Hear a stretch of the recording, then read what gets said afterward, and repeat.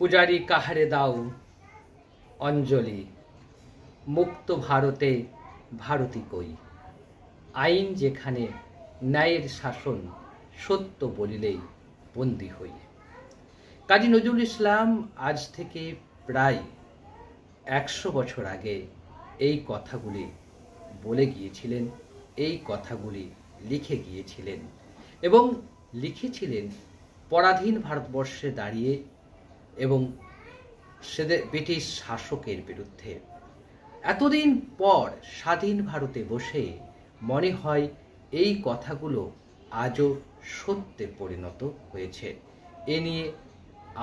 এ নিয়ে কোনো সন্দেহ থাকার অবকাশ নেই। উইনস্টন চার্চিল বিরোধী দলনেতা হিসাবে যখন গ্রেট ব্রিটেনের পার্লামেন্টে ভারত স্বাধীনতার আইন পাশ করা হচ্ছিল, তখন তিনি কিছু কথা বলেছিলেন।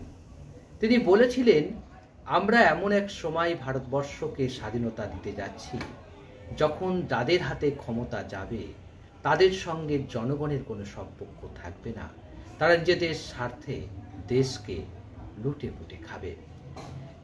উইনস্টন চার্চিলের এই বক্তব্য আজ স্বাধীনতার 75 বছর পর বা 78 বছর পর মর্মে মর্মে আমরা উপলব্ধি করতে পারছি।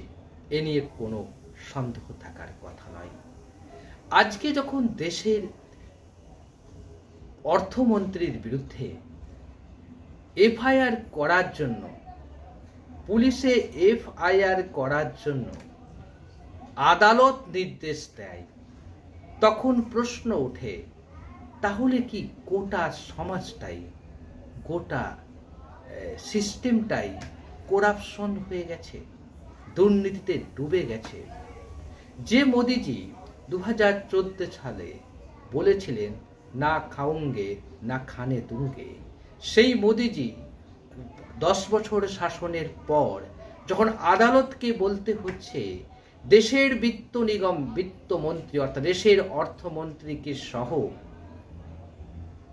ইডির আধিকারিক সহ, শাসক দল বিজেপির যে সর্বভারতীয় সভাপতি সহ কর্ণাটকের প্রাক্তন এবং বর্তমান বিজেপি সভাপতির বিরুদ্ধে এফআইআর করতে হবে, কারণ তারা এই আর্থিক প্রতারণা মামলায় যুক্ত। তখন প্রশ্ন জাগে, কার কাছে আমরা বিচার চাইতে যাব? দেশের অর্থমন্ত্রী যখন নিশানায় পড়ে আদালতের, সেই নিশানা থেকে কি বাদ যেতে পারেন দেশের প্রধানমন্ত্রী নরেন্দ্র মোদী? বাদ যাওয়া সম্ভব? মন্ত্রিসভার কোনো সিদ্ধান্ত যখন হয় সেটা সমষ্টিগত সিদ্ধান্ত হয়। আর এই ঘটনাটা সামনে আসার এতদিন পর, 2 দিন পরেও এখনো পর্যন্ত প্রধানমন্ত্রী নরেন্দ্র মোদী নীরব কেন, সেটা নিয়ে প্রশ্ন উঠতে শুরু করেছে। ঘটনাটা কি? ঘটনাটা হচ্ছে কর্ণাটকের একটি সংস্থা আদালতের দ্বারস্থ হয়েছিল ইডির বিরুদ্ধে। তাদের প্রতি নাকি অহেতুক তাদেরকে হেনস্থা করা হয়েছে এবং তাদের বিভিন্নভাবে তাদেরকে হেনস্থা করে তাদের কাছ থেকে টাকা আদায়ের চেষ্টা করা হয়েছে। অর্থাৎ ইডি নাকি টাকা আদায় করার চেষ্টা করেছে এবং সেটা নাকি দেশের অর্থমন্ত্রীর নির্দেশে করা হয়েছে। এই কথা শোনার পর বিচারক অর্থাৎ মেট্রোপলিটন ম্যাজিস্ট্রেট তিনি এই ধরনের নির্দেশ দিতে বাধ্য হয়েছেন বলে জানা গেছে। কিন্তু এই খবরটা 2 দিন ধরে সমগ্র মিডিয়াতে ঘুরে বেড়াচ্ছে। পশ্চিমবাংলায় মিডিয়ায় সেভাবে আসেনি। প্রশ্ন উঠেছে, যদি এই অভিযোগ সত্য হয়, যদি এই কানেকশন সত্য হয় যে বিজেপিকে ইলেকট্রাল বন্ডে টাকা দিলে তার বিরুদ্ধে কোনো ব্যবস্থা হবে না, আর যদি টাকা না দেয় তাহলে তার পিছনে ইডি সিবিআই লেগে থাকবে, যদি এই তথ্যটা আদালতে প্রমাণিত হতে পারে, তাহলে কিন্তু সবচেয়ে বেশি ক্ষতিগ্রস্ত হবে বিজেপি দলটি আর্থিক প্রতারণার দায়ে ব্যান্ড হয়ে যেতে পারে। অর্থাৎ একটা বিরাট সমস্যার মধ্যে দাঁড়িয়ে বিজেপির দল।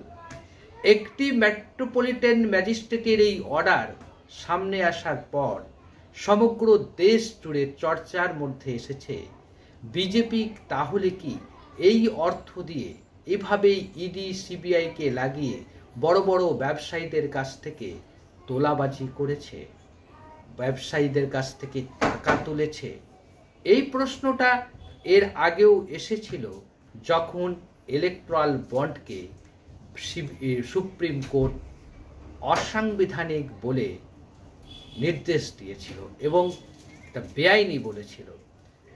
সেই সময় আমরা দেখেছি সুপ্রিম কোর্ট একথা বলে এবং স্টেট ব্যাংক অফ ইন্ডিয়াকে প্রচণ্ড পরিমাণে চাপ সৃষ্টি করার পর স্টেট ব্যাংক অফ ইন্ডিয়া বাধ্য হয়েছিল সেই সব নামের তালিকা পেশ করতে যারা ইলেকট্রাল বন্ডে টাকা পেয়েছিল।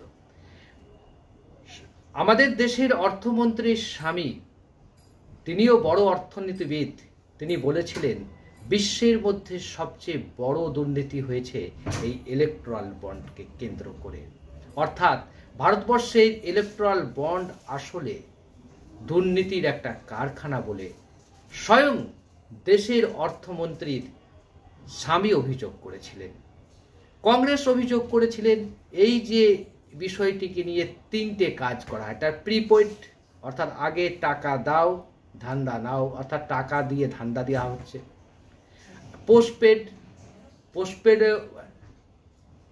পোস্টপেড আগে থেকেই সিদ্ধান্ত হয়ে যাবে যে অমুক জিনিসটা তুমি পাবে, তার বিনিময়ে তুমি এটা দাও।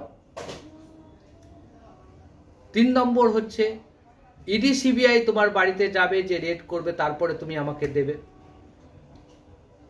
তারপরে আরেকটা আছে, সেটাও হচ্ছে একই ধরনের কেস, যে হুমকি দিয়া ইডি সিবিআই পাঠিয়ে দেবো, তুমি দাও।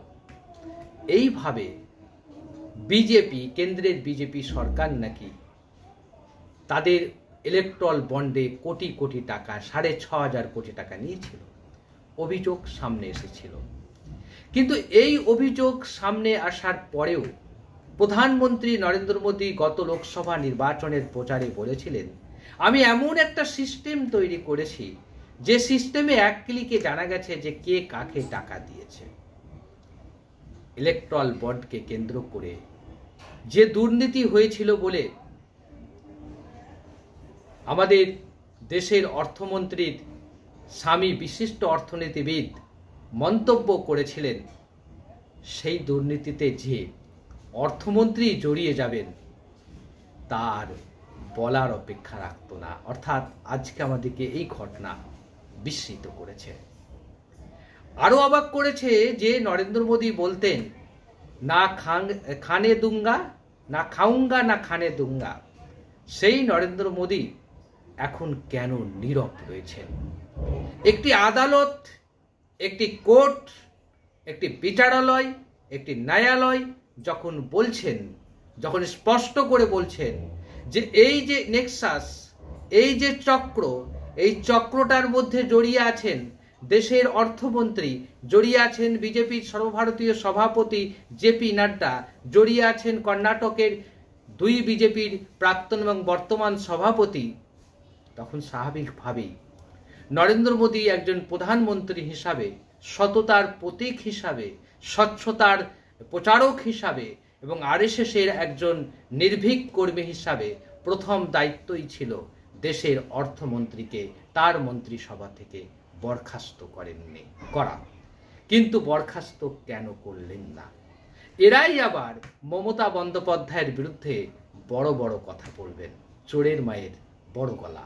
তাই আদালত যখন একজনের বিরুদ্ধে সরাসরি এফআইআর করতে বলছে, তখনই উচিত নরেন্দ্র মোদীর, যে সততার প্রতীক তিনি হয়ে থাকেন, তাহলে অর্থমন্ত্রী নির্মলা সীতারামনকে তার মন্ত্রিসভা থেকে বরখাস্ত করে প্রমাণ করতে পারতেন তিনি দুর্নীতির সঙ্গে আপোষ করেন না। কিন্তু করলেন না কেন? এই প্রশ্নের উত্তর আমরা আপনাদের কাছ থেকে জানতে চাই। আজ এই পর্যন্ত, আবারও দেখা হবে অন্য কোনো বিষয় নিয়ে।